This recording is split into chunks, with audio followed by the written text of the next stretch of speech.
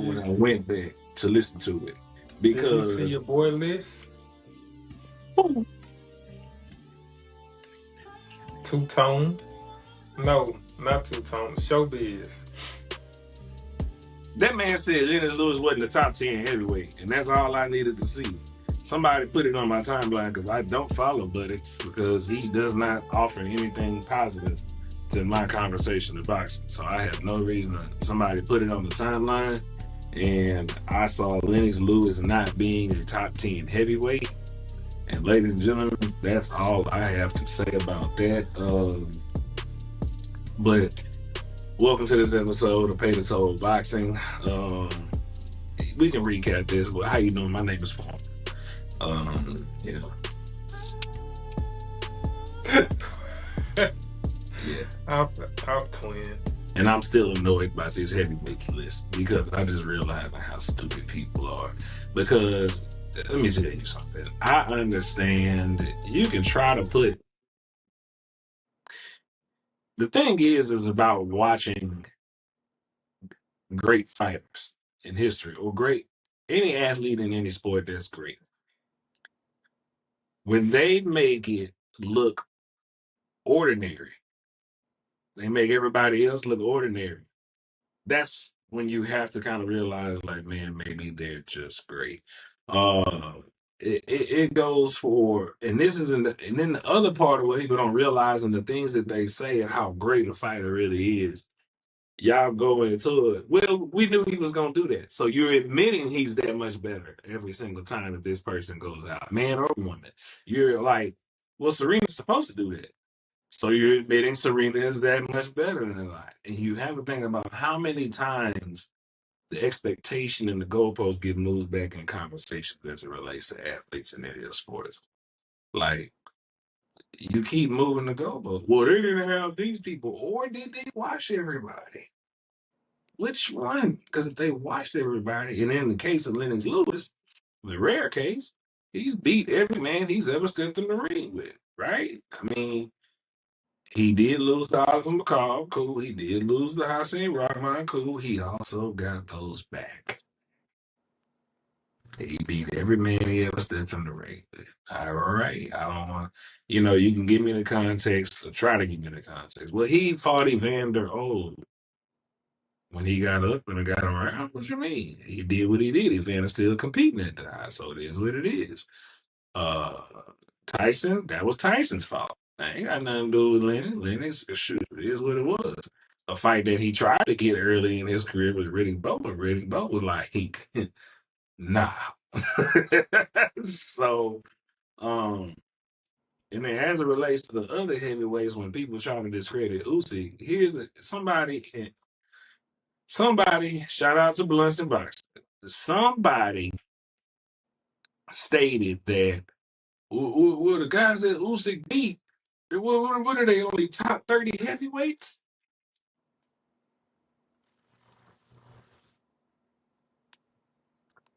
If the year of our Lord right now is 2025, if I take 75 years of boxing and I get all the list of heavyweights together, and you're saying that the guys that Usyk beat are top 30, that's a damn good win at me. You talking to me, dog. Because what are you expecting? Are you expecting every era to be he's the new number one, he's the new number two, he's number three? What are you expecting out of this? If you telling me that Anthony Joshua and Tyson Fury are a top 30 heavyweight in boxing history, hey man, hey, it sounds like a good man to me. I could be stupid. This is my soapbox today. I don't know that it just ran me hot all over again because I had the conversation earlier about it. I don't want to hear your context. That man went straight to the cream of the crop, watched him. We ain't even discussing if he lost the fight. Everybody says he won the fight out till he got to Cruz. Like, Cruiserweight was his only discussion. That's it. The Breeders' fight is the only fight that we're like, maybe he lost that one. That's it. That's all I got. The man showed up, showed out. It is what it is. How you doing? Tired, boss. Yeah. Tired. I appreciate you letting me get that little red off. That shit just kind of ran me hot all over again, though. I know it. 'Cause, I just like, had to let you go. that's what we doing. Like, straight up, what are we doing? Like, legitimately, what are we doing here? Anyways, another good weekend of boxing. Good night in Atlanta. Good night, or a subjective night in New York. However you really want to look at that.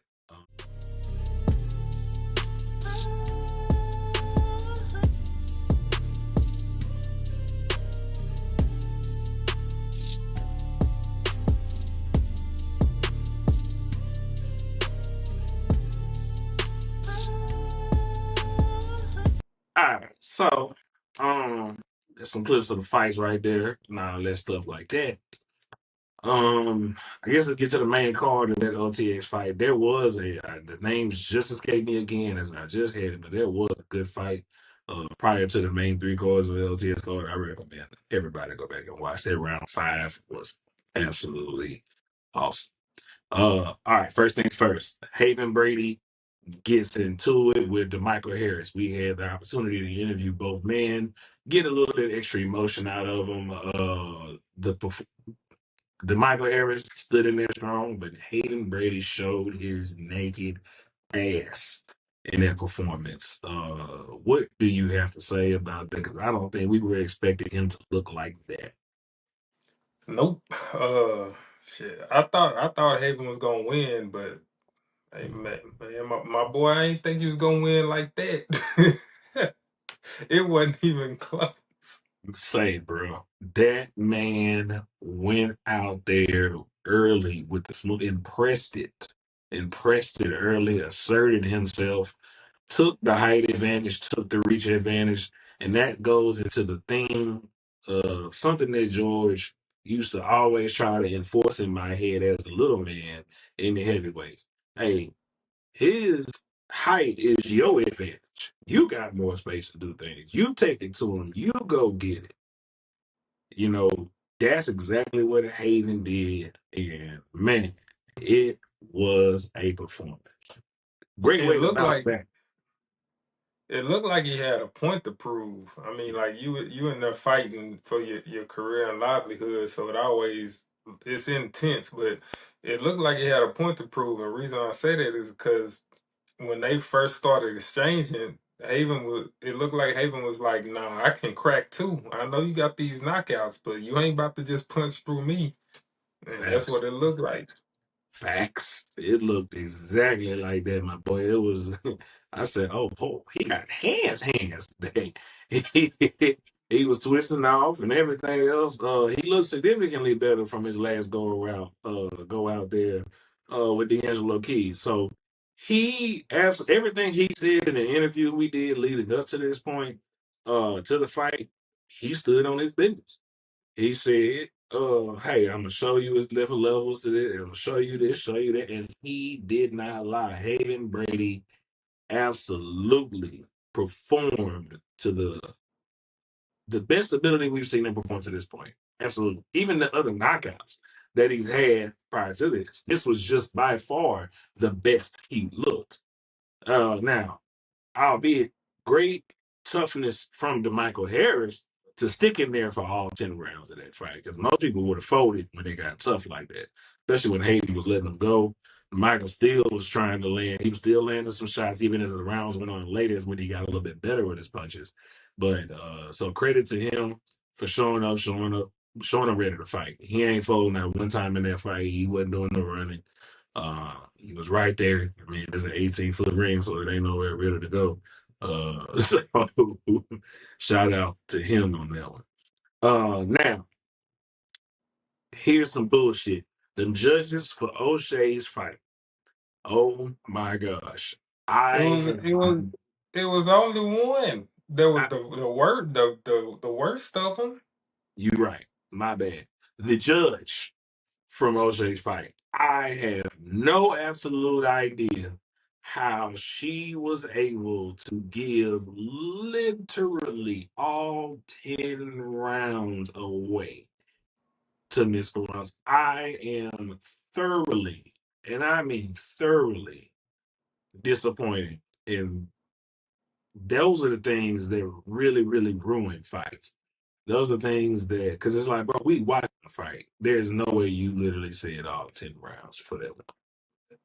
Like, I don't even know. On the way, drugs or drunk, one of the two. I don't she know was in because Atlanta, my boy. She might have been having some of the spicy peaches. You know what I'm saying? I don't know. I don't like usually, sometimes we'll be watching a fight and we see somebody that's clearly winning, but at the same time want us to call out like, well, his opponent is being real aggressive and controlling the ring, like a certain judge might like that. In this case, I don't even know what the judge was look like. I can't even make up a maybe on that to give all 10. Nah. All 10. That right there, that's astonishing. All 10 is absolutely like O'Shea won the fight. Let's not be funny here. But like all 10, my boy, like what do you just go ahead and just your girl Adelaide Bird from Mayweather and Canelo. Like, come on, man. What you want, bro?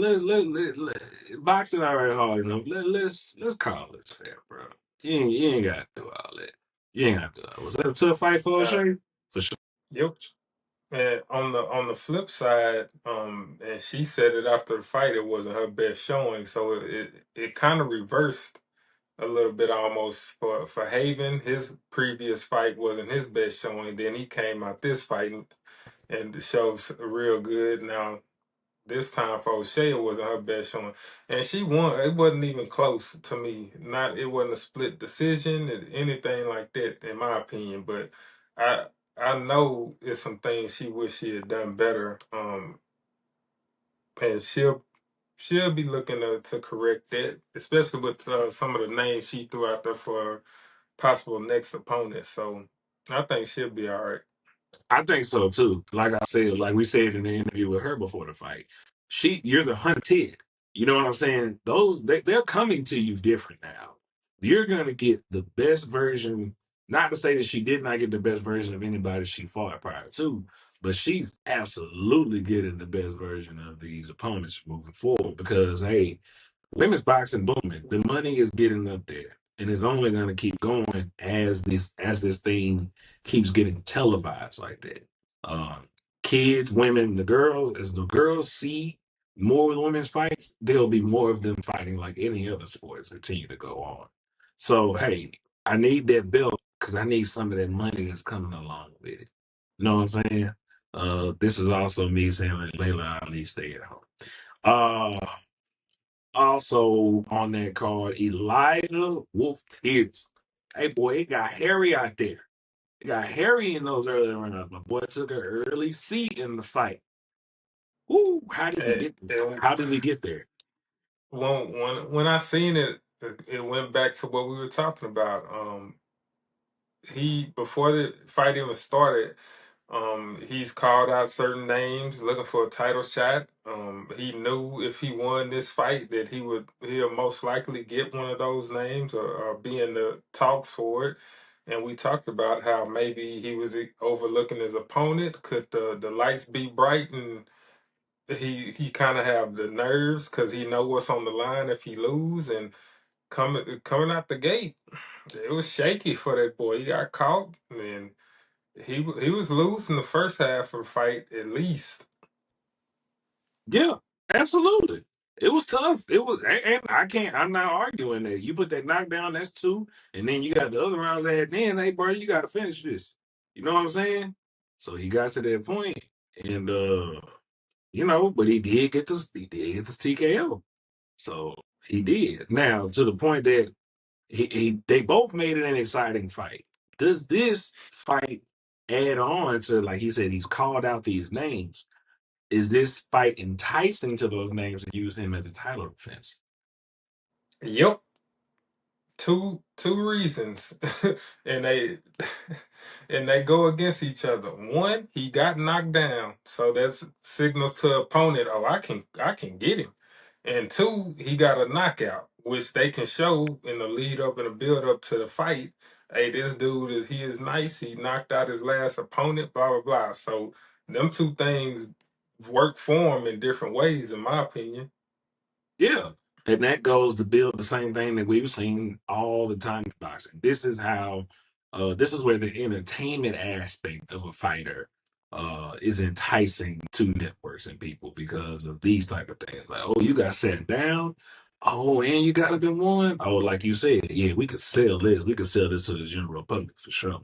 So, keep doing that part. He is in that 126 category. Now with what we're going to discuss next, stylistically, how do you think Elijah Pierce lines up with Shu Shu?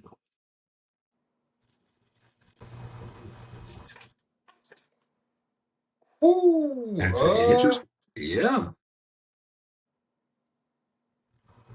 um, hey man, I'm not gonna. Hmm, how I want to put this. So in all the weight classes, I got one fighter in one weight class that I don't think anybody in his weight class can beat him. That's Shakur. Shu Shu Okay. is not on. Shu Shu is not on that level, but it's gonna be hard to beat that boy. I don't know, but it's gonna be hard to beat that boy. I don't, I don't see him doing it. It's a tough one. It is a tough one. Stylistically, it's a real tough one because you just don't know what version is going to show up. Like, Mhm. never mind. That's a whole nother story. We'll get to that on the next section right here. Sorry about that, y'all. Mercy, I don't want no problems. Lord have mercy. Speaking of no problems, Clarissa Shields didn't have any problems on her fight Saturday night. Well, unless you consider her opponent literally running away from her in the ring. It even prompted a few tweets from a bunch of fighters saying, specifically, Shakur said, "What in the Tom and Jerry is going on?" Uh, I have no idea what was going on with her opponent Saturday night, bro. And then mocking her as you run away from her. The woman was clearly trying to fight, and the running away was crazy.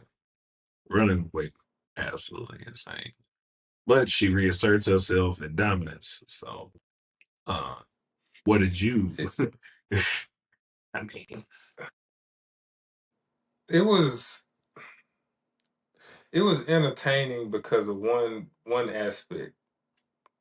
Even with her running, it was entertaining simply because you don't see that in women's boxing.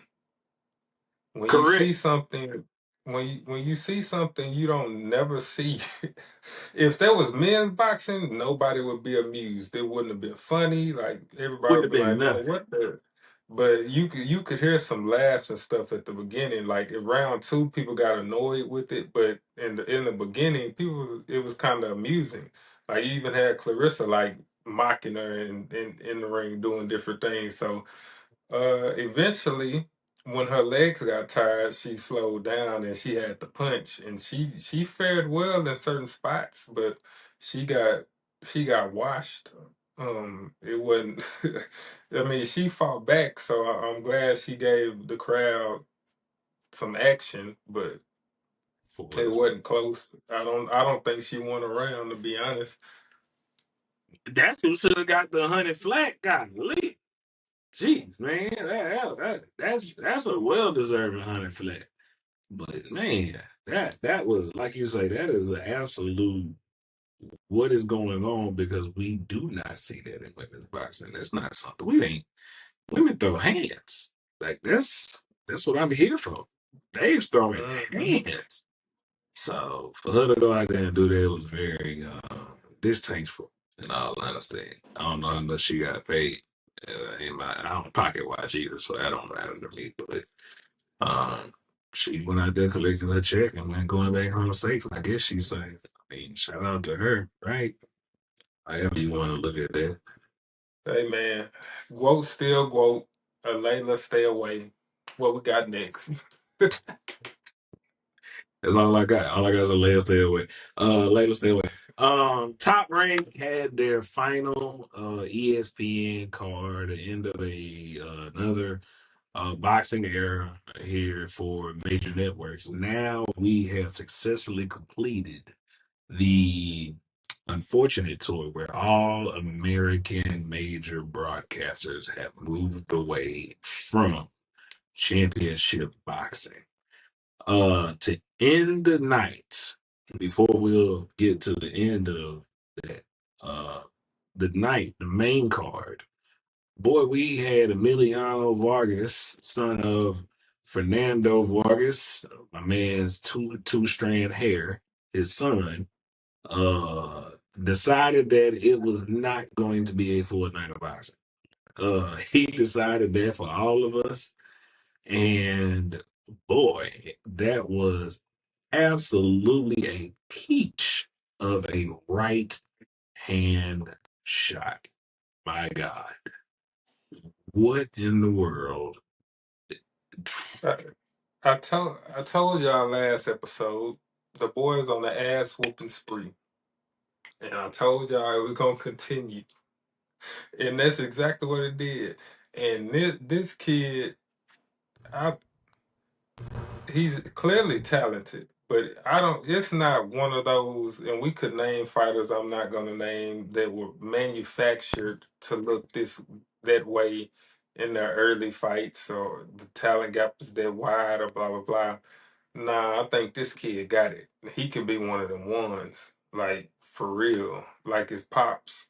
I, So, I think I think so wholeheartedly. You know, one thing Top Rank does very well is the prospect building.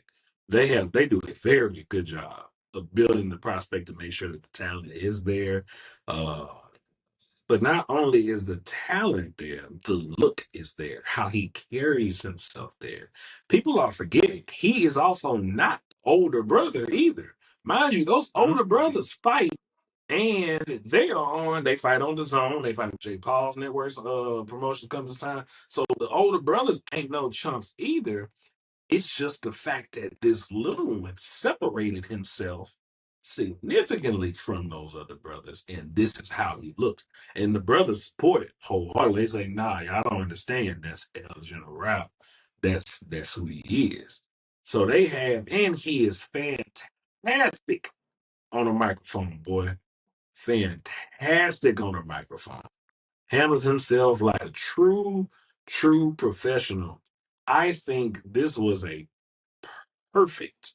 If ESPN, I'm sorry, if Top Rank was going to display all of their younger talent tonight, like that night, like they did, I think that was a perfect display. Steven Navarro earlier on the cards, he had a tough night out in Rios, but he still fought and still won the fight. He still got the win. Lets you know, like, hey man, my talent pool is still tough out here. Rohan Polanco in a ugly win where judge, a judge, two judges did some things that we never seen happen to Quentin Randall, and that's ridiculous because I've never seen nobody in the history of my life and Quentin Randall. Nobody did Quentin Randall that way in a 100 flat and a 99. Wow, accusations is just a joke as it is.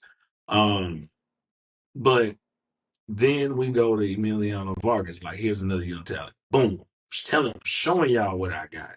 Then you put Shu Shu, who, albeit, blanked his opponent for sure from round one. Like, blanked his opponent. Like, hey, interim belt, this is what I got. Boom. Blanked him all the way through. And then you got Xander getting his first belt. Uh, that's young talent. That lets you know that I got all these different weight classes of young talent that is coming right up behind me for the any network that chooses to think that they want top right next. Fantastic. Mm. But Emiliano, him and Juanito. Oh man, his son was on the card too, man. Juanito, but ESPN definitely is showing the flexing their talent with Emiliano. Like that is like I was saying, like we were saying last week with Sebastian Fondor. Put him in front of the camera too. Put him on late night TV shows and all that. Like that's what you should do. Um, Shu Shu Carrington. Now, Shu Shu Carrington went out there against Ida from his opponent from Namibia. Went out there with a 12-0 flat fight last Saturday as well. I mean, what more could you ask of Shu Shu besides maybe you can nitpick this fight.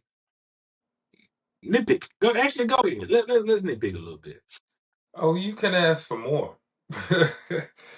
So, like from a boxing standpoint, I tweeted, I was like, did Shu Shu win? Yes. Did he need to knock him out? In my opinion, no. Should he have knocked him out? That's Yes. debatable. And the should he have knocked him out is not only for just the win column, but when you're calling out all these big names, they're gonna do the same thing they did to Shakur and other fighters as long as they could have and say, you're boring. You just went 12 rounds with somebody we don't know, so they're gonna say you're boring. Even though you had, I think Shushu got like 9 knockouts or something, so he has So, knockouts. But they're gonna so does Shakur. They don't care. They're gonna say you're boring, and then they're gonna say you don't sell because you don't have no fan base. Blah blah blah. Like a knockout would have did more for you on that night than it would have on any other night, and for the belt. So, do I wish he had got a stoppage? Yes, because it's not that nobody's raising their hand to fight him in that weight class. yeah, So, it's high risk, low reward. Um, mhm. Fulton's gonna drop that belt because he's gonna fight Oshae at 130. Okay, cool. Like you said, the knockout would have aided in everything that you're looking for going into the future of your career. Uh, Shu Shu could have absolutely pressed that situation a lot more than me, and that's where my critical eye picked up in that fight. Hey, you moving to the ropes, you letting them come to you, you getting some counters off, but if you're gonna lure him to the ropes and you're gonna get your counters off, press him back to the ropes as a way to waste the rest of that energy that way. And you did not do that. There was definitely Mhm. significant moments of pockets of that fight where he could have just kept throwing the punches to make the referee do the job, and he did not do that. That, like you said, market yourself. The talent gap was evident from round 3 on. All right, bro. He's not gonna win. You can see that unless he gets a punch out crazy and he's not landing nothing crazy on you. Hey, go ahead and press that action. Press that action. Let's get him out of here. That's where I think Shushu needed that. If somebody's looking at that fight objectively and they're gonna look at it like that. Hey, you need this knockout. You didn't stop this man because now you can't do it or you're just missing that piece. But you're not marketing yourself well. Even though I'm always against going for the knockout, but don't go for the knockout and make the referee do their job.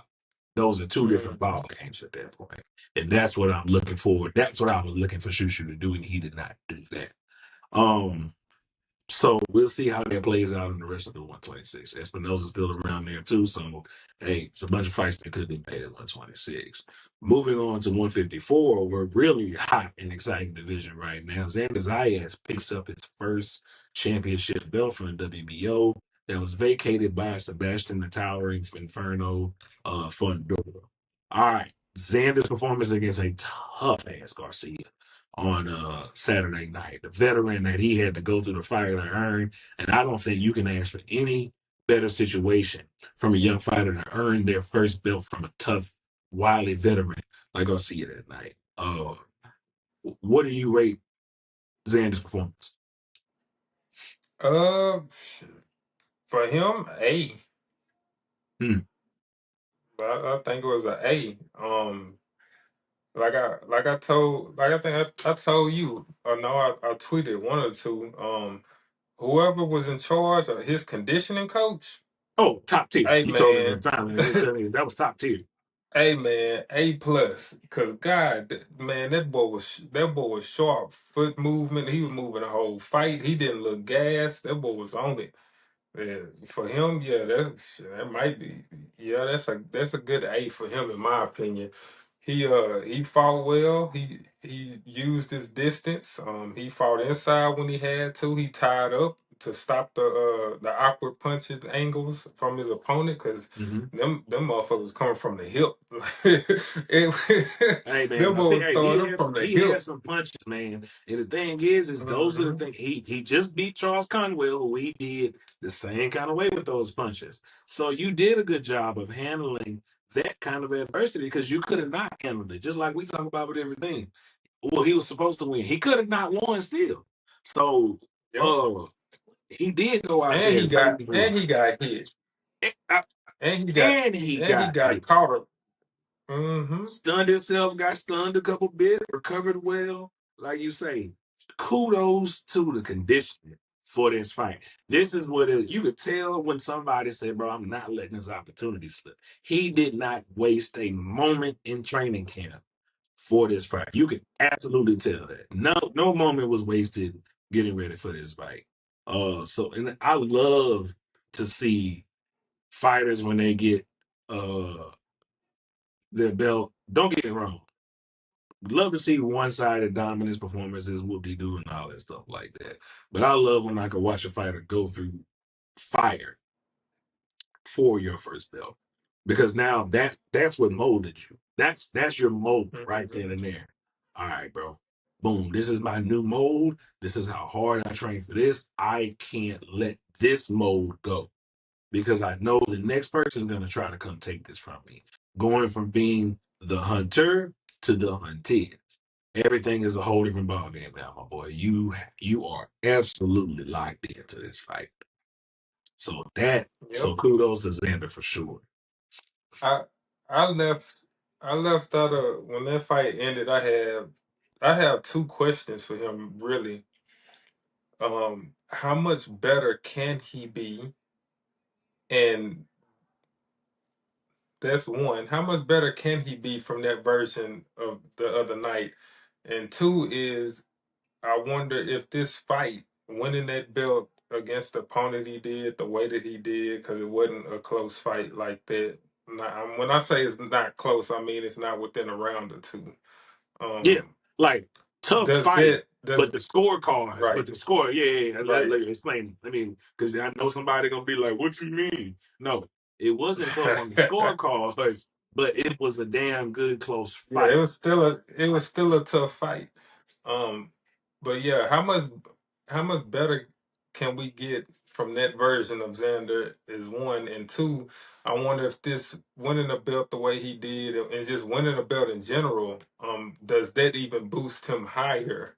His confidence, his swag, his training abilities that he hasn't tapped into, can he reach a higher level than what he would have done without that belt? So I'm just interested to see. I don't know.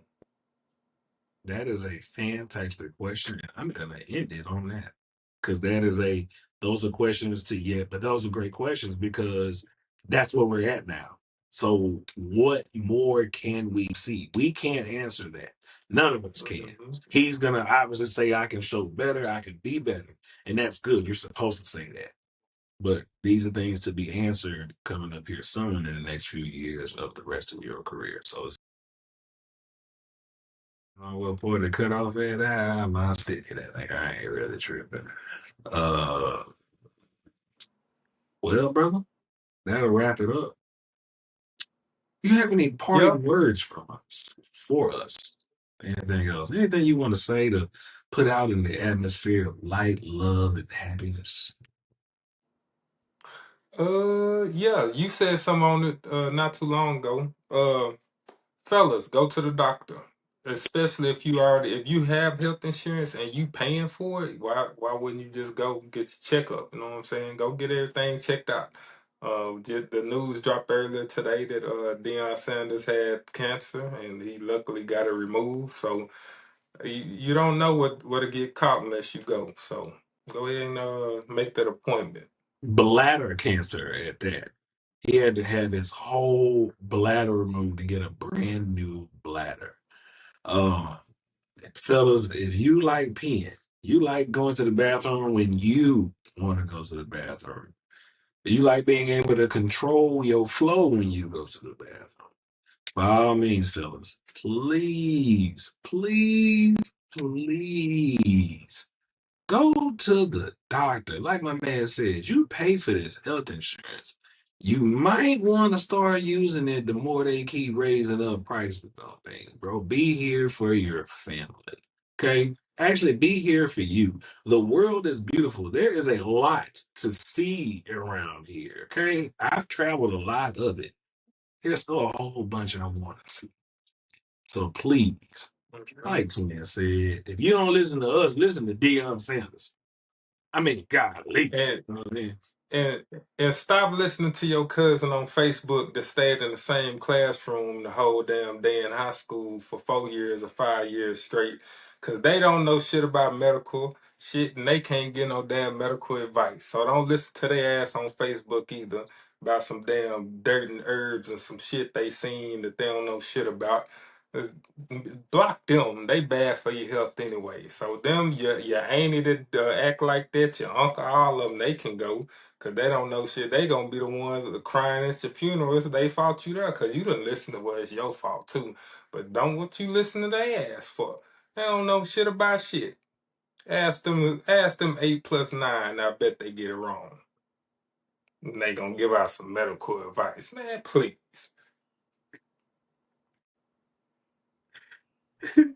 8 plus 9 being the reason.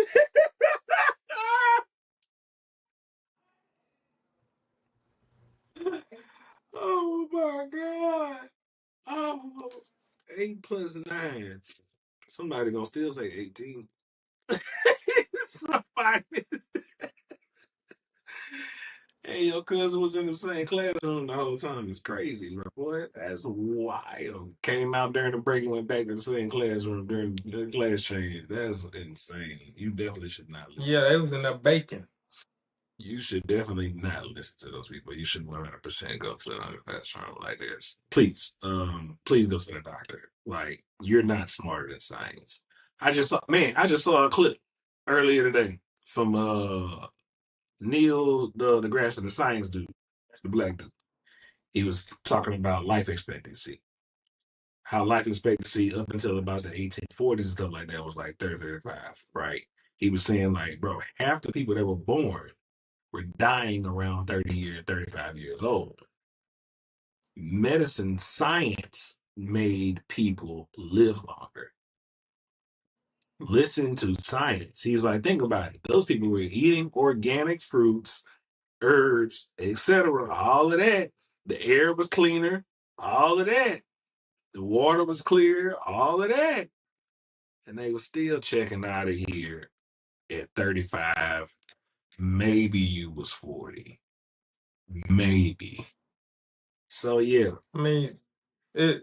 uh, don't They listen to can your cousins.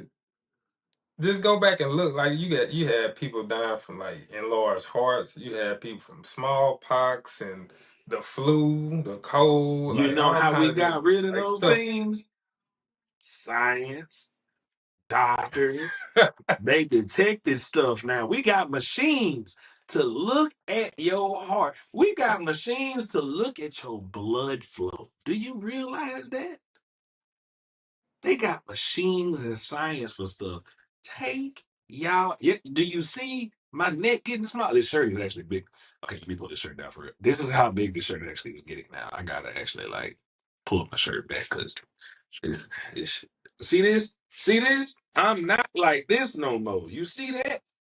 You know why I did that? My doctor said, fix your shit. And guess what I said? Bet. You got me bent. Look, I'm not on medications, thank God. Thank you. I'm thankful. But Twin told me to get myself together too. And my doctor is he a little bit more scary than Twin because I'm terrified of that man.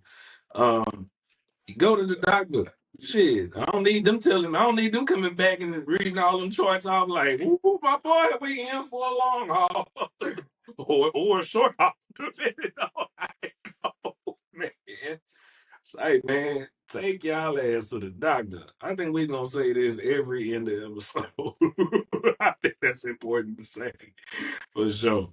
Nonetheless, please don't forget to like, share, subscribe, and all of that. And you like the fighters to be in the best shape of the world, go make yourself in the best shape of the world.